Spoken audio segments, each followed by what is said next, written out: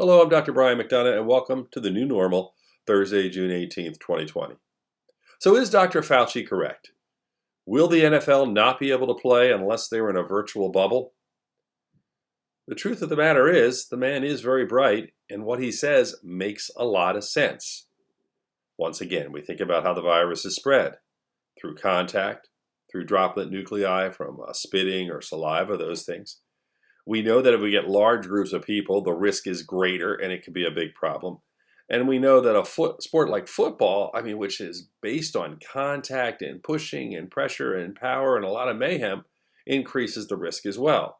So what Dr. Fauci is saying is unless you put the players in a bubble environment, like they're trying to do with the NBA, unless you put them in a bubble environment, you probably are going to have a very difficult time having a football season.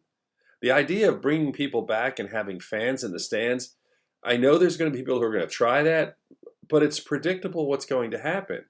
It's going to cause spread of the virus. And as we get into the late summer, into the fall, and we get into flu season, when there are concerns about a second wave, a very realistic concern, you could be talking about accelerating it at a dramatic pace because of a large group of people. If you look at the Spanish flu, and they always talk about Philadelphia and St. Louis and how Philadelphia had a big group of people together and St. Louis didn't, and you saw the explosion of cases. Why would there not be an explosion of cases if you had a stadium full or half full of people? It's just common sense.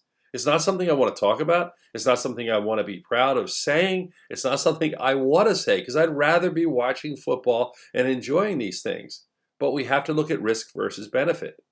Dr. Fauci makes a great deal of sense.